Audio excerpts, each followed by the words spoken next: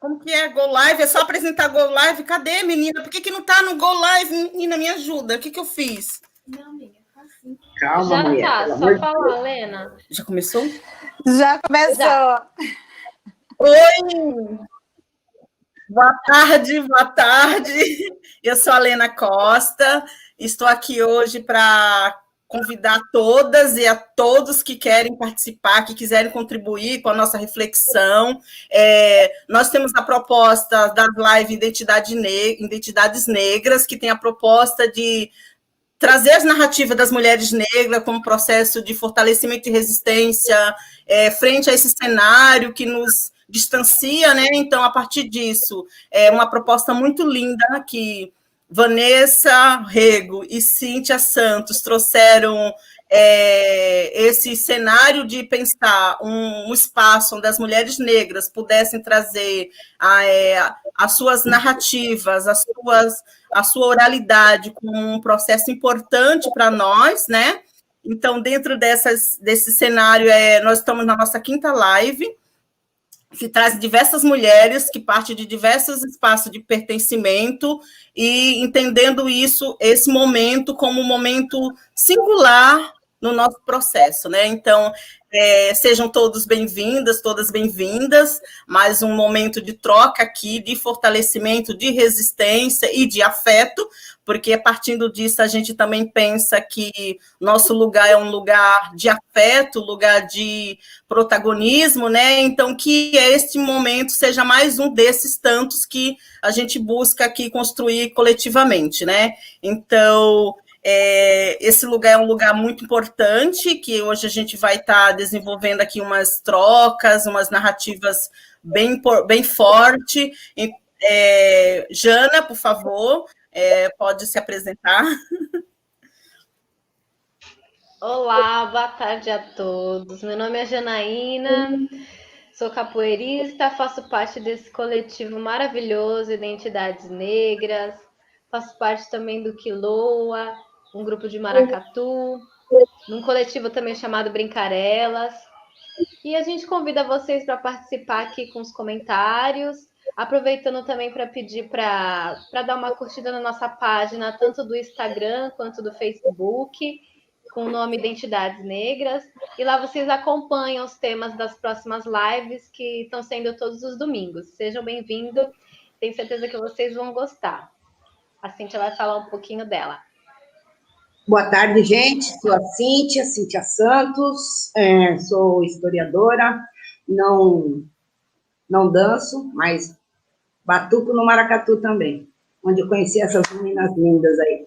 E complementando a Jana aí, a live promete hoje, mas assim, continue nos acompanhando. A próxima semana a gente vai falar de mulheres afroempreendedoras. Não percam. Simone Santos. Olá, boa tarde a todos, sejam bem-vindos, bem-vindas. Hoje nós vamos conversar sobre uma questão bem bacana, né? O balé clássico e a corporeidade do corpo negro, né, na dança.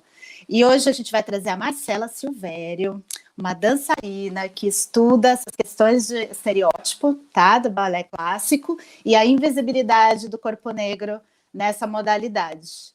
Então, temos bastante aí a refletir, né, e aprender, e depois a gente faz mais algumas trocas aí para frente, tá bom? Marcela, por favor.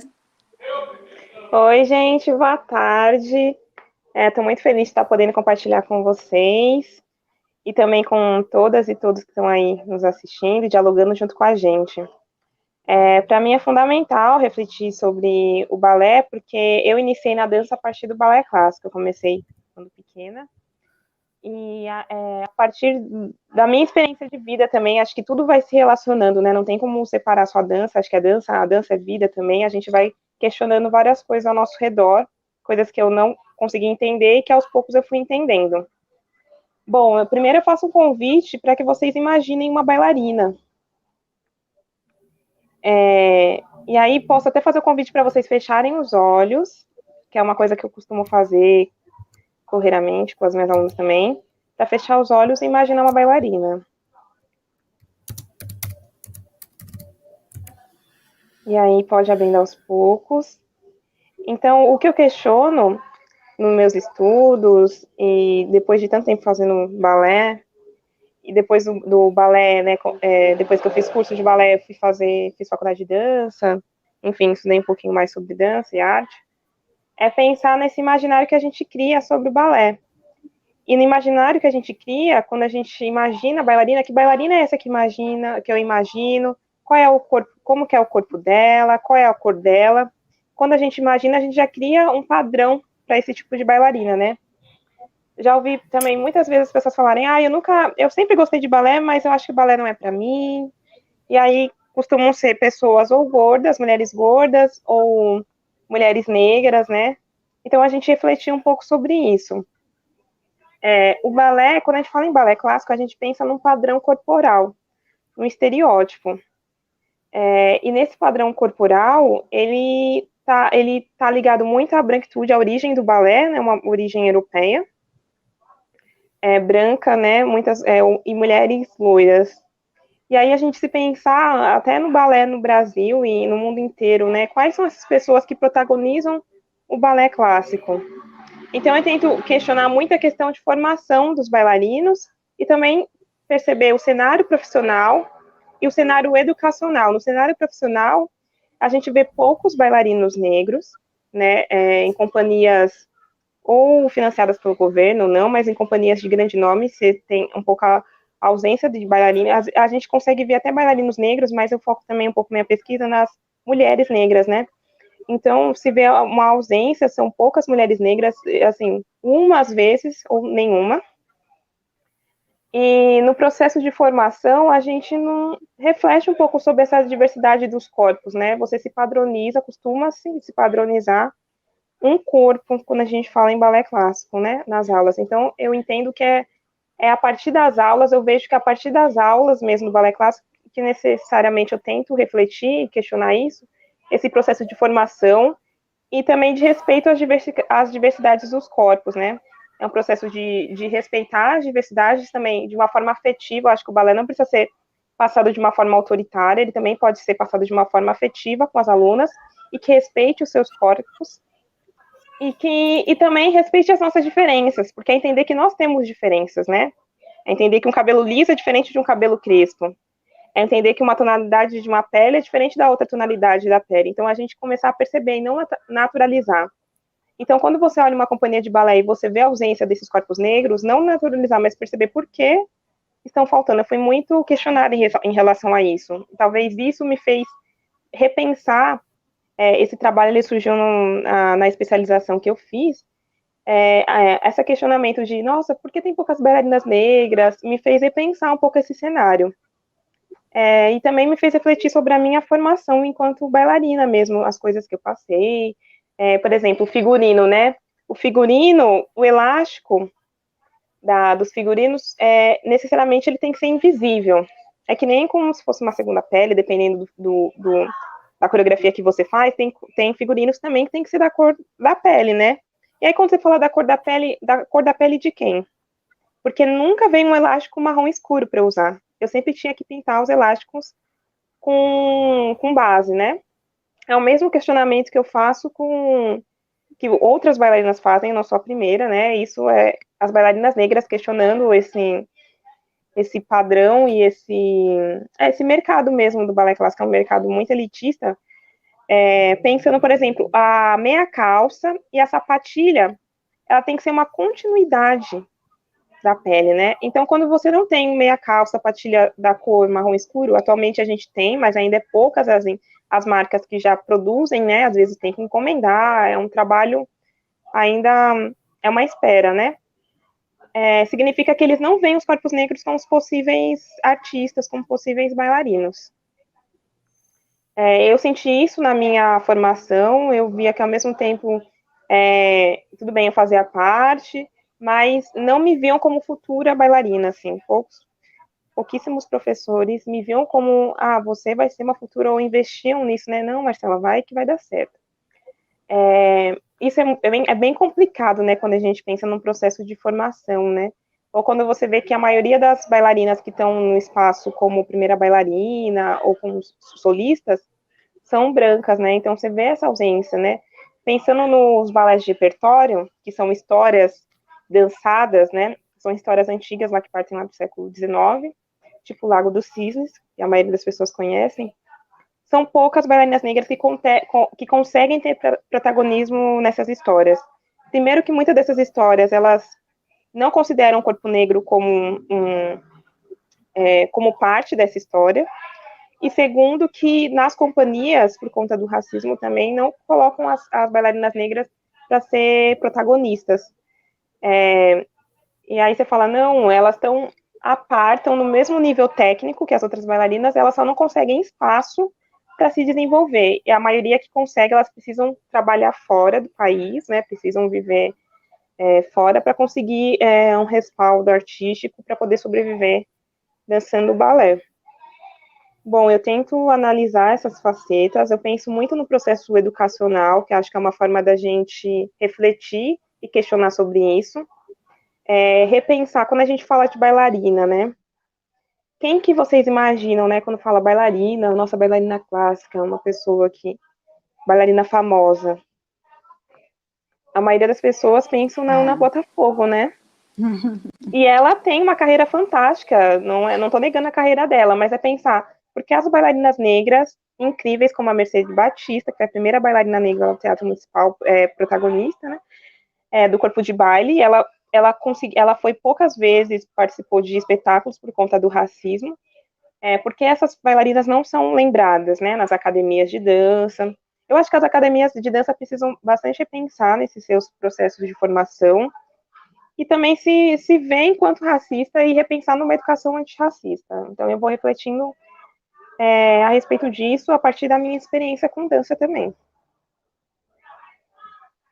Pode falar, Sim.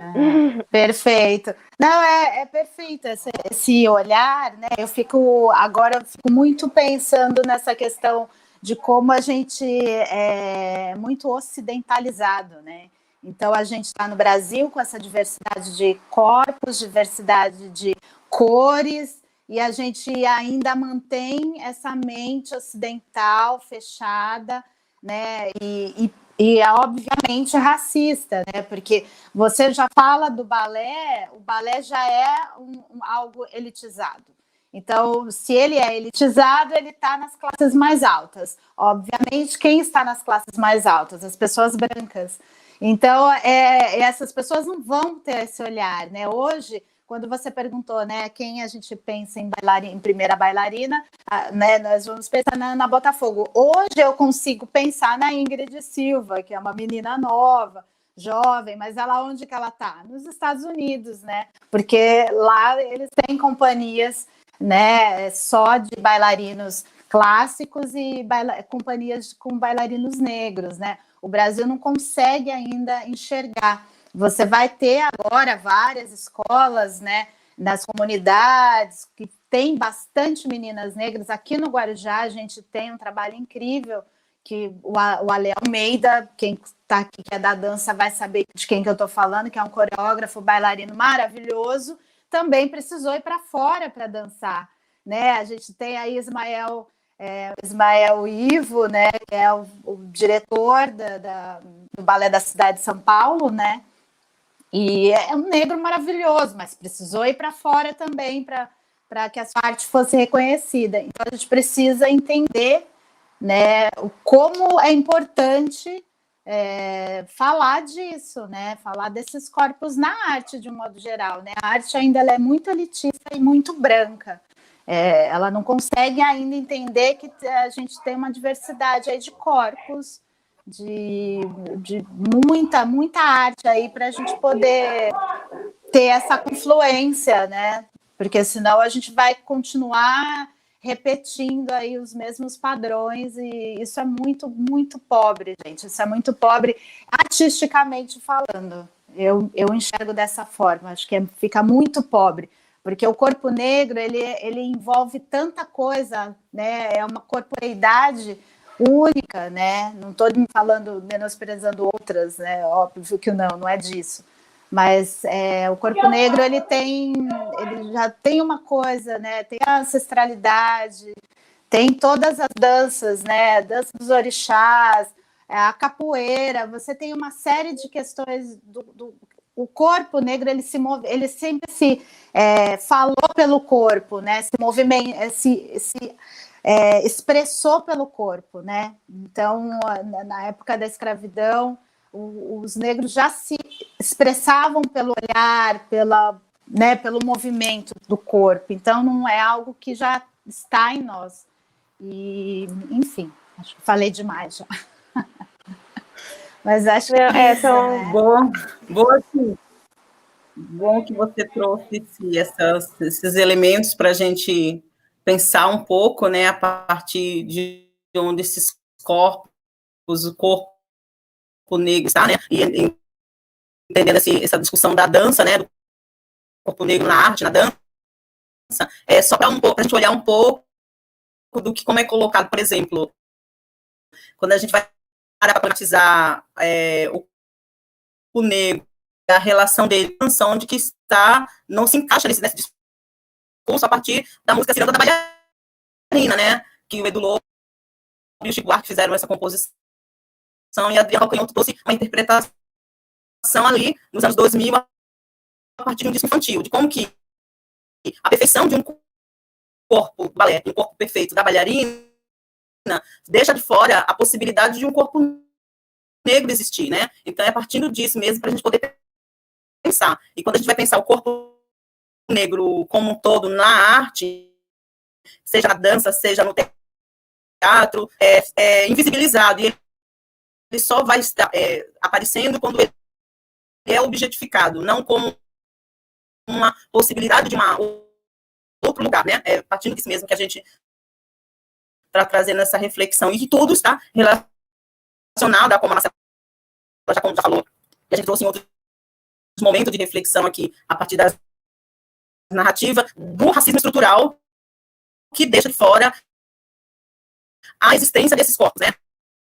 E é só para pensar como isso é distorcido, e a apropriação da arte, da dança, dos africanizados, dos africanos, como, por exemplo, a capoeira, como você mesma citou há pouco, né? E como isso vai sendo retomado de uma outra forma, tirando o direito desses corpos pertencerem, né? Então, a partir disso também que a gente vai conversando, né? A Jana, por favor, se que puder, Jana, já dá aí uma contribuição. Sim. A Simone falou sobre a diversidade, né? E lembrando também do corpo negro, que é um pouco mais diferenciado do corpo branco, a questão do quadril, que a gente sempre tem um pouco maior, um pouco mais de bunda, e aquela magreza que eles exigem também é mais difícil para nós, né? E o quanto o corpo negro é subjugado de todas as artes que vêm de matriz africana, de matriz afro, então não só a dança em si, né? Tava falando, ela é sempre diminuída, desvalorizada. O funk também, o samba. Então, assim, eles têm um ar mais como se fosse vulgar, né? A dança. E aquela capoeira, né? Que ela iniciou disfarce de dança, né? E ela era muito malandreada, e até hoje acho que ainda tem esse olhar preconceituoso com os capoeiristas, dizendo que são malandros ou, sei lá, falsos. E na verdade o que a gente vê isso, essa malícia é dentro da roda e não fora dela, não com a sociedade. E ontem eu estava assistindo uma live, né, sobre capoeira só de mulheres, se chama Marias Filipas, o coletivo, e uma fala da mestra de capoeira, Dandara Valdez, que inclusive é uma mulher negra que dança também, ela é mestra em dança e mestra de capoeira. Aí ela falou sobre o espermatozoide, que assim, ele, para se desvencilhar, ele faz aquele movimento como se fosse uma ginga. Então a gente já, antes de nascer, a gente já está dançando para poder sobreviver, né? E nascer. E achei muito legal isso, essa interpretação que ela deu. Enquanto a gente é forte, né? Porque tudo que a gente tem de arte é mais difícil de ser vista, mais difícil de ser valorizada. E quanto a gente insiste, a gente sobrevive e existe. É isso aí, a minha contribuição. Cíntia? Ai, acho que é minha vez agora. Deixa eu tirar o chiclete. Bom, gente, depois de tantos relatos maravilhosos, esse da Marcela, e a contribuição das meninas, eu fiquei aqui pensando, né, nessa fala da Marcela, né, não conheço balé, e adorei ter esse contato aí, né, não sou da arte, mas sou da história. E aí eu fiquei pensando nessa coisa da ancestralidade, né, eu penso a ancestralidade, que a nossa ancestralidade, ela é oriunda lá do continente africano, né, que a gente desconhece, né, a gente desconhece pelas razões que a gente sabe muito bem, né. E essa nossa raiz, né, que vem trazida, né, a força para cá, escravizada por 300 anos, essa cultura foi toda massacrada, né, gente? E eu vou dar um exemplo aqui, como vocês estavam falando, que eu lembrei, que é um sentimento, né, um exemplo péssimo, tá? Mas, assim, quando eu era criança, meu tio era colecionador de passarinho. E um dia eu tive uma ideia de jirico que eu queria soltar o passarinho. E aí ele me explicou que eu não podia fazer isso, porque o passarinho nasceu naquela gaiola, né? Então, se eu soltasse ele, ele não ia saber como é que ele ia viver, porque ele não conhecia onde ele vivia, né? Então, a história da África, para mim, ela vem com esse objeto de estudo mesmo, né? Ela foi a minha salvação aí. E quando a Marcela fala desse corpo, né? Eu penso no corpo na cultura africana, né? Que não é, que venha de acordo com o que a Simone também falou, né? Que não é essa visão ocidental, né? O corpo do africano, né? Sem essa mistura, né? Sem o corpo negro visto pelo negro, né? Não, o africano mesmo. Esse corpo para o africano é uma produção de vida, né? O corpo é um elemento central para o africano, é um ponto de partida para a interação com esse mundo. E é totalmente inverso ao europeu, né? Que tinha esse corpo mais aprisionado, né? Como um castigo, ele só vê esse corpo para fora, né? E por força dessa religião, né? Do pecado, enfim. Então, pensando nessa experiência africana, né? Que eu fiquei aqui pensando, né? Sobre essa ótica africana, né? Sem esse referencial europeu, uma questão aí que vocês possuem muito melhor do que eu, né? Que é a cultural, estética, arte mesmo. Eu vou tentar o que seja mais confortável para mim aqui de falar, que seria pela música, né? Nos Estados Unidos a gente tem o soul, o blues, o hip hop, né? Essas manifestações todas negras, elas têm essa memória corporal incutida, né? Essa cultura do hip hop, que a gente conhece mais pelo rap, né? Tem aquela rima, aquela marcação, pá, pá, pá, pá, pá. Essa marcação é ritmada, que a gente se mostra hoje com o hip hop, ela é a marcação que os negros faziam, né, quando eles estavam na lavoura, né, e às vezes eles conseguiam fazer sonoramente ou através dos seus instrumentos para marcar o tempo do trabalho forçado, né. E aí, quando a gente fala de Brasil, né, quando a gente já tem essa África já como cultura afro-brasileira, né, que é essa mistura toda que é oriunda dessas gerações que escravizadas, né, a gente tem o samba. E o samba também atua assim, né? Ele atua como um sujeito ativo, né? Ele é um objeto central ali da dança, da batucada, né? O corpo. E você consegue ver essa junção, né? Eu li aqui um comentário aqui da Vanessa. Você consegue ver essa junção, né? Quando você pega esse samba africano, né? Com essa ancestralidade e você sincretiza com essa visão ovacionada europeia dessa cultura que a gente sofre aí, né? Você pega essa manifestação samba, você tira ela do morro e você coloca essa carga de branquitude europeia nela, e aí você tem a escola de samba, que você tem lá o cara sambando lá embaixo e o outro contemplando, que é o típico do corpo europeu, né? Que o corpo europeu é esse, né? É o que contempla o de fora, né? E eu estou falando isso tudo porque essa ancestralidade africana, mesmo desconhecida da gente, ela permanece na gente, né? Eu não sei de onde eu vim, mas eu sinto ela, né? E acho que todo mundo sente, né? E explica também essa negação, né? Também aí vem de encontro com uma fala aí que eu já tive, inclusive com a Vanessa, e agora com a Simone. E explica também essa negação de algumas pessoas negras que não se identificam, né, por várias razões, com essa manifestação samba.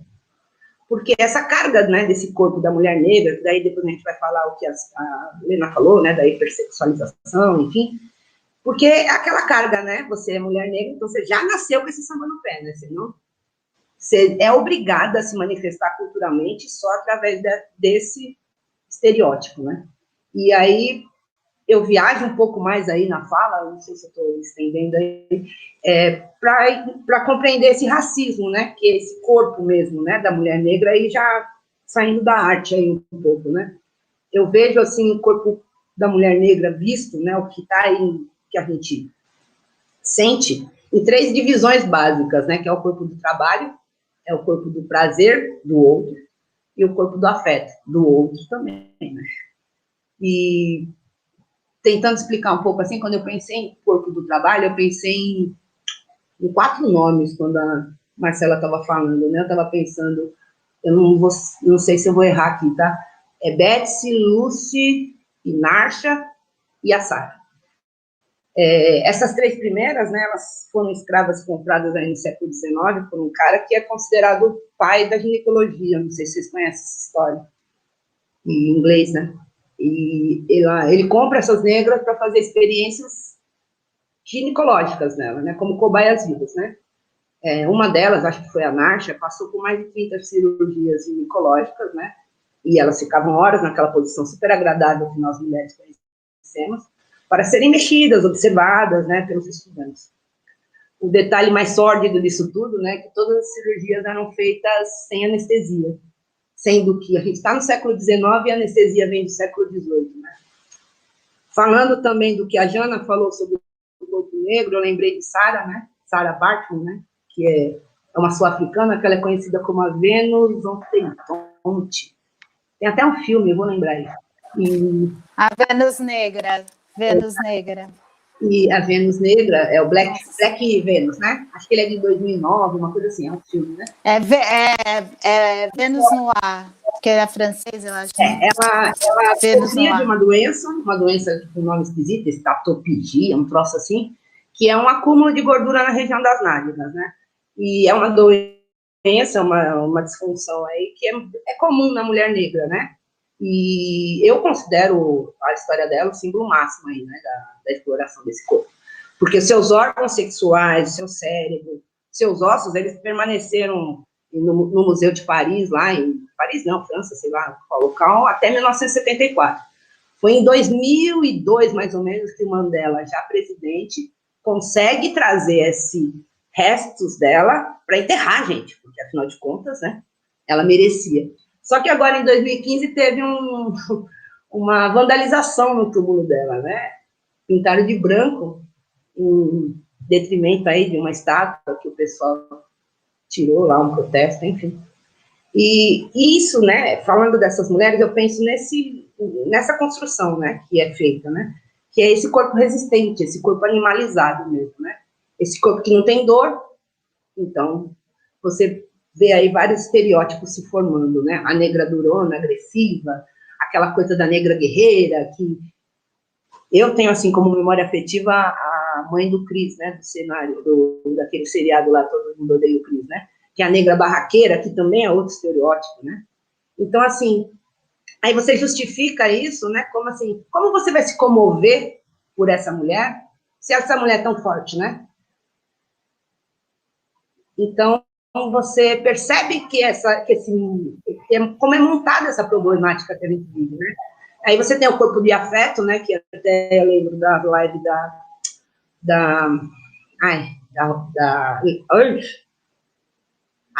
Ruth, né? Que ela fala do Monteiro Lobato. Então, assim, o corpo do afeto é aquela tia Anastácia, né? Vem sempre na nossa mente.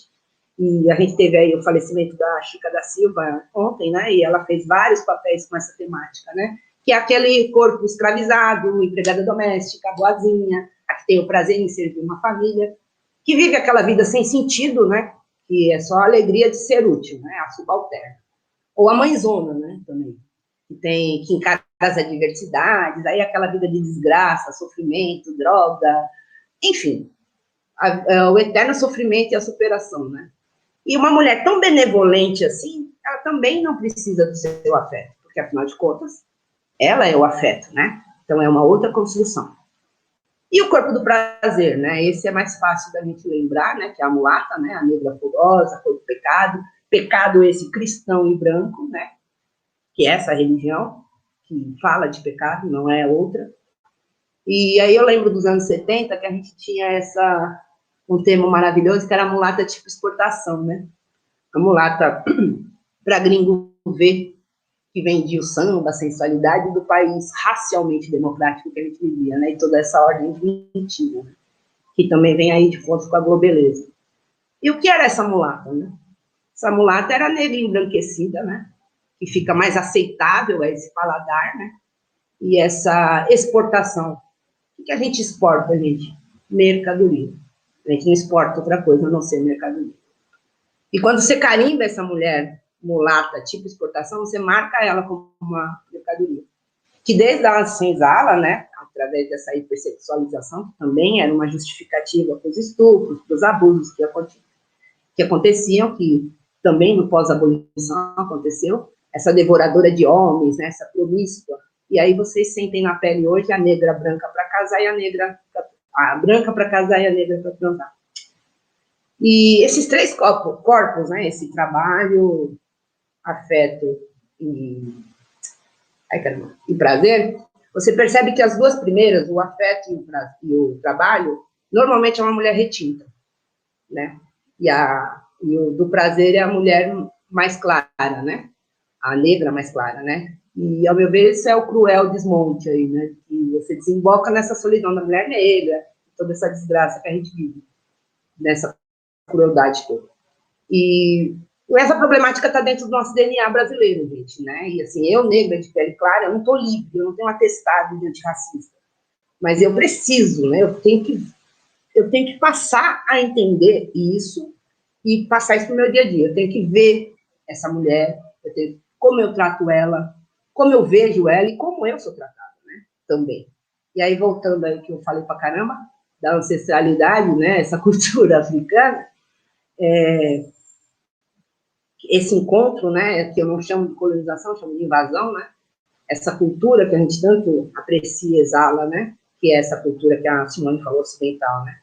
E aí eu olho para essa Marcela, para a Ingrid, que vocês falaram, as outras eu não conheci, né, e tem também a Tuane lá, que eu conheci no Complexo Alemão, que ela tem uma escola de balé, enfim. Aí eu olho para essas mulheres, essa maravilha que a Marcela trouxe aí, eu pergunto, qual é o lugar dessas moças, né? Ela pode ser só ela pode estar dentro de uma manifestação de cultura europeia branca, ela pode estar? O lugar da Marcela é o balé? É o samba? É o maracatu? É o rap? Gente, o lugar da Marcela é onde ela quiser. E eu agradeço muito a ela por trazer esse universo para mim. Obrigada, Marcela. Desculpa, gente. É um diálogo mesmo, mas assim, foi bom ouvir todas vocês, porque dá para ir pensar muitas coisas, né? Realmente, assim, falam a questão do samba e de toda a arte cultural negra, né? A gente pode perceber esses estereótipos presentes em várias questões. Eu questiono também essa questão do sanga tá na veia. Claro que o sanga e a capoeira também, eu pratico capoeira, comecei faz algum tempo, pouco tempo atrás, na verdade, e para mim é fundamental. Isso me alimenta, me faz me entender através da prática, com o mestre Caco, eu acho incrível, assim, é uma outra possibilidade de estar, de se movimentar, e é fundamental para mim. Mas é entender também que eu penso, né, que toda prática corporal existe uma técnica. Então, não é porque eu nasci negra que eu já nasci sambando. O que acontece? É porque eu, negra, nas festas de família, nas nossas comunidades, a gente tem um hábito, por exemplo, do samba rock, muito em São Paulo, né? Pelo hábito de você ver, de você estar presente nessa comunidade, pelo hábito de você ouvir o samba enredo, enfim. E isso, aos poucos, de tanto olhar, de tanto ver, tem gente que vai conseguindo mais, tem gente que menos, mas isso vai sendo habitual por uma questão de convívio, né, das práticas que se tem. Essa questão da mulher negra também nas artes europeia, como no balé, enfim, é necessário, acho que, ocupar todos os espaços. Acho que a questão do balé como imaginário, né? Muitas crianças têm essa vontade de fazer balé, porque fica esse imaginário da bailarina, porque eu sempre quis, essa questão da leveza, tem uma questão da disciplina.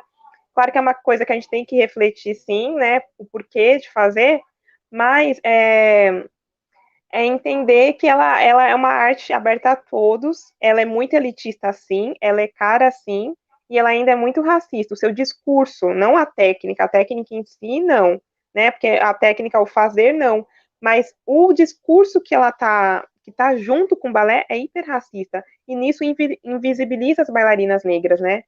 E aí a gente vê por conta de várias coisas que eu falei, a sapatilha, é o elástico, é você ir assistir espetáculos no Brasil e ver poucas bailarinas negras. A companhia que eu tive a felicidade de ver, né, a Theatre of Harlem, de protagonistas negras, você vê aquilo em cena, você fala, gente, aquilo te toca, é muito emocionante, porque o lugar que as pessoas, que a sociedade, né, não falo nem as pessoas, a sociedade, o racismo institucional, fala que aquele lugar não é para você, quando você vê aquela potência de vários bailarinos negros maravilhosos juntos, né, com uma técnica incrível, você fala, gente, isso aí é muito potente. E aí eu falo assim, a questão dos bailarinos, eles precisarem ir para fora, querendo ou não, eu vejo que é uma questão geral, não é uma questão só dos bailarinos negros. A questão dos bailarinos negros é que eles aqui dentro não conseguem, né? Os bailarinos brancos ainda conseguem estarem como protagonistas, os negros aqui não. E aí só realmente quando eles conseguem uma carreira fora que eles conseguem ser vistos, né? Mas a gente pensa a arte no Brasil ainda é bem problemática, essa questão de você conseguir ter a sua carreira artística ser, ser respaldada, enfim, você conseguir viver de arte mesmo, de dança. A questão do corpo negro, dos estereótipos, foi bem colocado pela Cíntia, né? E por isso que as pessoas não conseguem vislumbrar essas mulheres negras em cena, ou ainda criam vários limites, né, para que elas estejam presentes como protagonistas. Uma coisa que a Janaína colocou, acho que é fundamental, somente as professoras de balé, na minha pesquisa, eu falo muito sobre a questão da representatividade, mas a importância de ter uma professora de balé negra, porque ela vai ver a sua aluna negra como potencial artista, assim, vai ser a primeira que vai ter um cuidado mesmo. Porque o balé que acontece, por conta desse padrão de magreza, e dessa perfeição técnica, né, essa perfeição de pessoa colocada na música do Edu Lobo, que eu também pude analisar uma forma, né, a gente sabe que não existe uma pessoa perfeita, mas o balé, ele exige uma questão emocional, física, né, muito complexa, e também de competitividade, né, para você estar presente, para você conseguir uma vaga, bem complexo, precisa ter um emocional bem equilibrado. Quando fala de mulheres negras nas aulas de balé, ainda tem um racismo de não, que o tamanho da sua bunda é muito grande para você fazer, o tamanho da coxa, então tentam limitar. E aí, quando você faz isso, você não valoriza a questão técnica, né? Porque a questão de técnica é se você consegue fazer bem o movimento, você proporcionar para que essa aluna consiga, né, entender o seu próprio corpo para poder fazer o movimento bem. Isso é uma questão técnica. Você vai passar os caminhos, né? Mas entende também que o que acontece quando tem um professor negro, né, que está especialista no balé, ele também vai conseguir perceber quais podem ser lugares do corpo negro, né? Por exemplo, você, por ser negra, a sua estrutura corporal, por exemplo, a maioria das mulheres negras costumam ter lordose. Então, ele vai tentar pensar. Por isso que eu falo nessa questão da diversidade corporal. Você não pode dar aula, e aí eu falo para qualquer lugar, principalmente balé, né? Que a gente vai trabalhar muito com o corpo, tem que ter um cuidado muito anatômico, né? Para você entender e cuidar das suas alunas. Você não pode dar aula pensando que você está dando aula só para um certo tipo de corpo, só para um certo tipo de uma mulher branca. Quando você vai pensar num penteado de cabelo, você tem que pensar que você tem uma diversidade, cada menina vai ter um certo tipo de cabelo, não posso exigir, né? Porque o que acontece muito, que aconteceu comigo também, que eu tive a felicidade de ver uma live ontem de duas professoras negras de balé, elas foram conversando, eu fui revendo esses detalhes comigo também. pede um certo tipo de penteado. Não pode ser uma coreografia de balé, enfim. Aí um rabo, um simples rabo de cabelo. E aí as meninas negras, a gente achava mesmo que a gente precisava alisar o cabelo, né? Ou você pede um certo tipo de... qualquer outro tipo de penteado. Porque entende-se que o que a professora pensou daquele penteado ela não pensou no nosso cabelo. Ela não pensou nas possibilidades que pode ser feito com o nosso cabelo, por exemplo. Então, esse cuidado, né? Existe uma escola de balé em São Paulo, a Iodeli Balé. É uma escola de balé que pensa nas crianças, né? A maioria das crianças negras. Podem, sim, estudar com crianças não negras, mas ela tem um pensamento para as crianças negras. Então, isso é muito potente, né?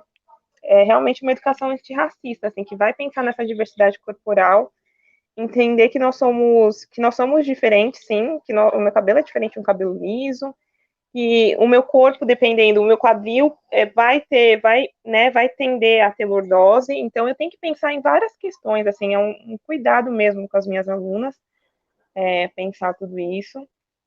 E sim, eu acho que cada um na sua singularidade, na sua ancestralidade, vai trazer isso para a dança, mas a gente tem que entender que isso, de certa forma, eu não diria que é totalmente inconsciente, sabe?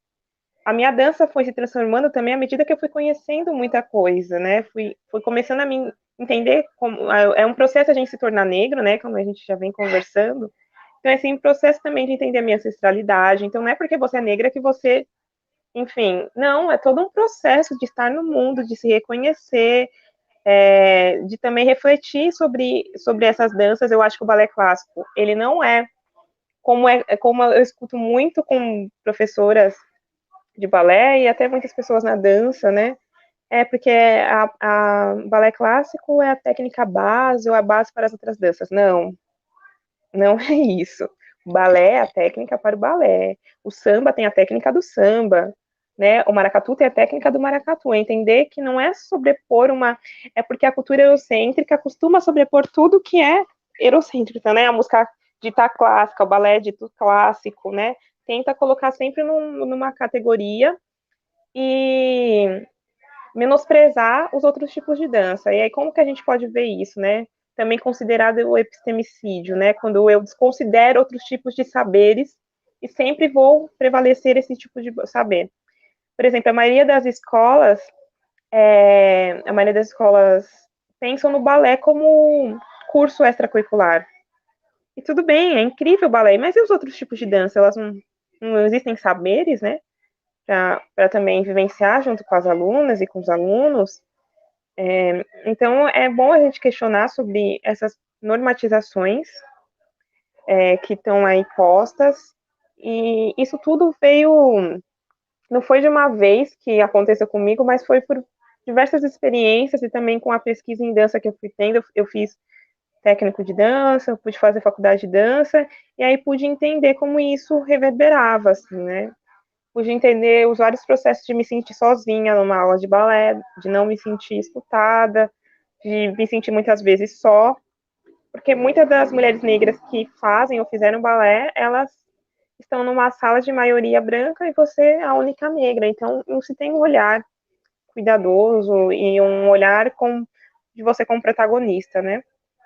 Então é importante a gente pensar e refletir sobre essas questões, pensar e entender também as questões que limitam o protagonismo dessas mulheres negras.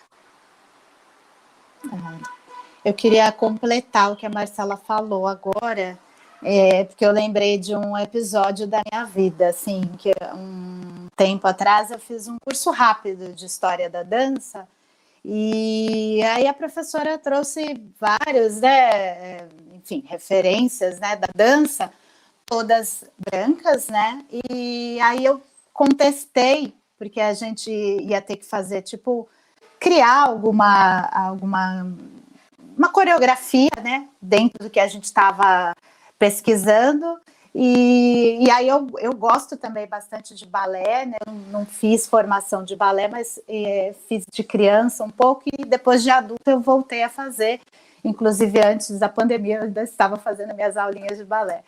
Mas, enfim, eu trouxe a questão do balé mixando com outras danças, né? Porque a gente ia ter que criar.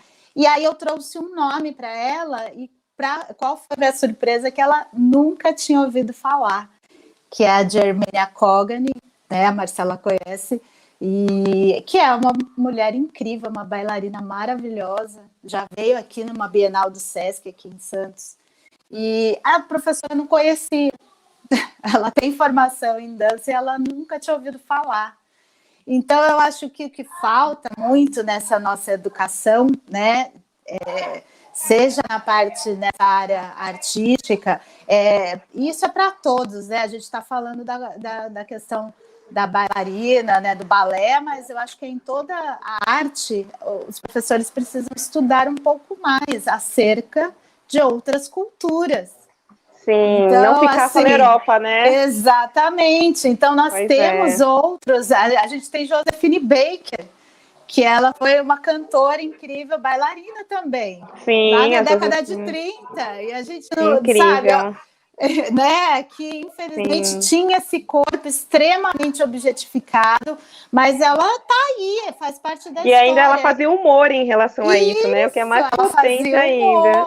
Exatamente. Então, assim, como é que essas meninas dessas escolas de balé não conhecem esses outros artistas, né? Porque você vai falar de Alvin Ailey, quem conhece numa escola de balé? Não conhecem. É uma questão de formação, né, assim, que eu falei, Exatamente. Porque as diretoras já não conhecem ou não tiveram isso na sua formação. E também, eu acho que as pessoas precisam estar abertas, porque o que eu vejo também no cenário do balé é que tem muitos mestres que já são formados, têm um conhecimento bem aprofundado, mas às vezes não estão abertos a outros, né, a outras formas de pensar a dança. E é isso, assim, a Germania Coni é fundamental para a gente estudar dança, a escola de areia, né? Escola de Sable, que fica no Senegal, assim, fundamental para se pensar a dança. É isso, assim, a gente tem que partir para outros olhares, né? Que não venham, são olhares só europeus, né? Pensar o Alvin Ailey também nos Estados Unidos, o Harlem, né? O Theatre of Harlem, onde a Ingrid Silva é protagonista e é brasileira, carioca. Para a gente rever, né? Repensar mesmo a dança. E isso, com certeza, vai trazer um outro tipo de experiência também artística, né? Porque você só tem uma referência, eu acho que é muito pouco. Você precisa ter... Quanto mais você vê, quanto mais você experimenta outras técnicas, outros pensamentos, isso tudo vai te alimentando artisticamente. Então, é fundamental. Mas eu também fui conhecer, assim, mais tarde. Eu fui conhecer na faculdade e a Germânia fui conhecer, tipo, em disciplinas que eu fiz no mestrado, né, como aluno especial. Que é isso, esse saber nos é negado, né? Exatamente. É todo esse processo da gente também se entender quanto negra, e quando a gente também começa a ter outras referências, né? De mulheres escritoras negras, da nossa história também, a gente passa a entender a história não só desse ponto de vista europeu e colonizador, mas outros pontos de vista, né, dos nossos povos. Enfim, acho que é todo um processo, em qualquer prática corporal, é necessário ter esse olhar também. E a gente começar a pensar nesses protagonistas negros que fizeram... Imagina, se atualmente a gente tem que lutar tanto para estar presente em cena, né? Imagina antes. Então, pensar nesses precursores e como foi, né? Toda essa luta deles para estar em cena também. Sim. Não, eu fiquei pensando hoje nisso, né? Porque a gente, quando fala de teatro, a primeira coisa é, vou encenar algo do Shakespeare. Gente, teatro não se resume só a Shakespeare, por favor, sabe? Assim, cada dia que passa me irrita mais ter que só falar dessa única cultura, assim, né? Então, eu acho que é necessário, eu bato muito nessa tecla, se os educadores não abrirem suas mentes para todas as culturas, a gente fica limitado demais. E a arte, ela é para todos. Eu acho que uma das pessoas que eu descobri há pouco tempo, né, há alguns anos, que é o Laban tinha isso, né, como premissa, né, de incluir todos os corpos, né? Então a arte, a dança é para todos, ela tem que ser para todos. Ela não pode ser arte, ela não é para limitar, né, nenhum corpo. E, enfim, eu acho que é necessário isso. Isso faz pensar na questão de acesso, né? Sim. E aí, num acesso de qualidade, porque é isso, a gente entende, né, dessa questão de acesso para todos, mas nem todos acessam um grande espetáculo, nem todos acessam esses saberes que a gente está colocando. Então, é possibilitar mesmo, né? Como eu posso possibilitar? Sim. E aí, quando numa academia de balé vai tratar só de um tipo, né? Falar de um tipo de bailarina, ou falar só da técnica em si, e tentar ainda prevalecer aquele padrão, isso limita o acesso de possibilitar outras formas artísticas, né? Não, e também eu acho muito importante falar das histórias das bailarinas também, né? Então, é isso que eu acho é uma coisa que é fundamental, assim, para os educadores. Você faz esse trabalho perfeitamente, porque você traz isso para suas alunas, e é isso. Vou plagiar o que a Drica está falando aí no chat, que é um caminho sem volta, né? Porque quando você descobre essa história, é um caminho sem volta. Então, não tem como, gente. A gente precisa ir voltar para essa história e ensinar que esse corpo ele pode o que quiser. É isso mesmo. Queria falar um pouquinho dos comentários aqui da nossa ilustríssima Vanessa Arrego. Ela falou que nós temos uma problemática. As produções de matriz africana, elas passam por um processo de branqueamento para serem aceitas pela sociedade. Ela não é totalmente mostrada como ela é, né? A Rosa Andrade parabeniza aqui a Marcela pelo seu DNA de bailarina. A nossa Malu Cândido, também da Identidades Negras, fala, né, de um exemplo de um amigo dela que é um dançarino excelente, mas quando foi correr atrás de patrocínio não conseguiu, justamente negro. Várias outras temáticas, a problematização aqui do Sargentelli. Malu também adorou falar da Cíntia, e a Vanessa também concluiu que é necessário, né, a gente humanizar a mulher negra.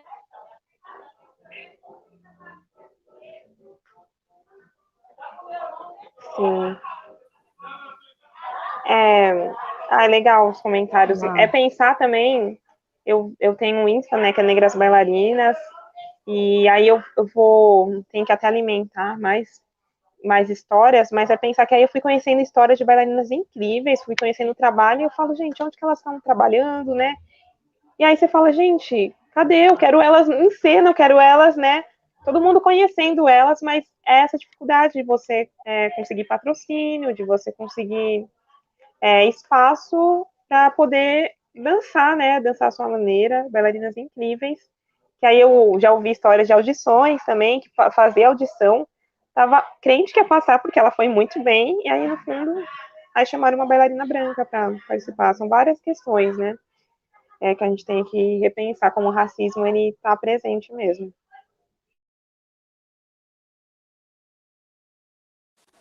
Sim, ó, eu quero só ler aqui, que eu achei importante aqui. É bem bacana aqui da Vânia Oliveira, que considera importante e necessário rever também quem é o Laba no nosso campo da dança, com certeza. Porque as nossas danças negras já dizem isso há muito tempo, claro. Isso com certeza, Vânia. Perfeita essa colocação. Sim, é entender, né? Porque o epistemicídio faz isso, né? Sim, a morte de outros saberes.